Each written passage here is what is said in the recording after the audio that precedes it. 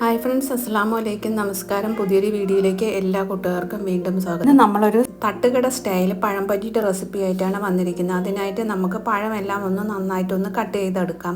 അതിൻ്റെ രണ്ട് സൈഡും ഒന്ന് കട്ട് ചെയ്തതിന് ശേഷം തൊലി കളഞ്ഞതിന് ശേഷം നെടുകെ കീറിയാണ് എടുക്കുന്നത്. നമ്മളിതിപ്പം മീഡിയം സൈസിലുള്ളൊരു പഴമാണ് എടുത്തിരിക്കുന്നത് കേട്ടോ. അതുകൊണ്ട് നമുക്ക് രണ്ടായിട്ട് കട്ട് ചെയ്തെടുക്കാം. വലിയ പഴമാണെങ്കിൽ നമുക്ക് നെടുകെ മൂന്നായിട്ട് കട്ട് ചെയ്തെടുക്കാം.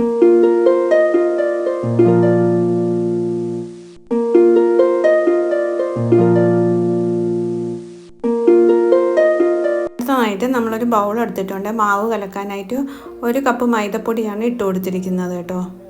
നമ്മൾ പിന്നെ 1/2 കപ്പ് മൈദപ്പൊടിയും കൂടെ ചേർത്തിട്ടുണ്ട് കേട്ടോ. അടുത്തതായിട്ട് നമ്മൾ ചേർത്ത് കൊടുത്തിരിക്കുന്നത് പുളിച്ച ദോശമാവാണ്. 1/2 കപ്പ് ചേർത്ത് കൊടുത്തിരിക്കുന്നത്. പിന്നെ നമ്മൾ 1 ടേബിൾ സ്പൂൺ പഞ്ചസാര ഒന്ന് ചേർത്ത് കൊടുക്കുന്നുണ്ട്. പിന്നെ 1 പിഞ്ച് ഉപ്പ് ചേർത്ത് കൊടുക്കുന്നുണ്ട്. പിന്നെ 1/4 ടീസ്പൂൺ മഞ്ഞൾപ്പൊടിയാണ് ചേർത്ത് കൊടുക്കുന്നത്. അതിനുശേഷം നമ്മൾ മാവെടുത്ത കപ്പിൽ തന്നെ 1/2 കപ്പ് വെള്ളം ഒന്ന് ചേർത്ത് നമ്മൾ മാവൊന്ന് കലക്കി എടുക്കുകയാണ് ചെയ്യുന്നത് കേട്ടോ. കുറച്ച് വെള്ളം ചേർത്ത് ഒന്ന് മിക്സ് ചെയ്തെടുക്കാം. കട്ടകളൊന്നുമില്ലാതെ നമ്മൾ ദോശ ബാറ്ററിനേക്കാളും കുറച്ചും കൂടെ കട്ടിക്ക് നമുക്കൊന്ന് കലക്കി എടുക്കാം കേട്ടോ.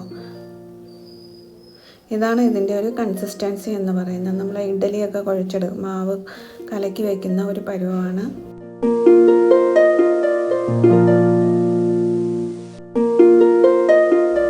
വീഡിയോ ആദ്യമായി കാണുന്ന ഏതെങ്കിലും ഫ്രണ്ട്സ് ഉണ്ടെങ്കിൽ പ്ലീസ് ഒന്ന് സബ്സ്ക്രൈബ് ചെയ്ത് സപ്പോർട്ട് ചെയ്യാനും നിങ്ങളുടെയൊക്കെ അഭിപ്രായങ്ങൾ കമൻറ്റ് ചെയ്യാനും മറക്കരുത്. ഒത്തിരി ഫ്രണ്ട്സ് സപ്പോർട്ട് ചെയ്യുന്നുണ്ട്. അവർക്കൊക്കെ ഒത്തിരി നന്ദിയുണ്ട്. വീണ്ടും നിങ്ങളുടെയൊക്കെ സഹകരണങ്ങൾ പ്രതീക്ഷിച്ചുകൊള്ളുന്നു.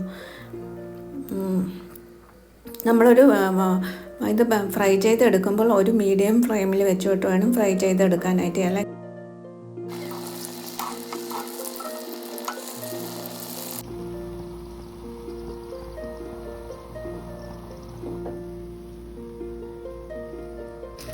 നമ്മളൊക്കെ രുചിയിലുള്ള പഴംപൊരി ഇപ്പോൾ റെഡി ആയിട്ടുണ്ട്. നിങ്ങളെല്ലാവരും ട്രൈ ചെയ്ത് നോക്കണേ.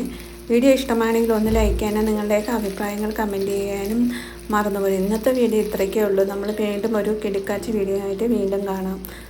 Thanks for watching.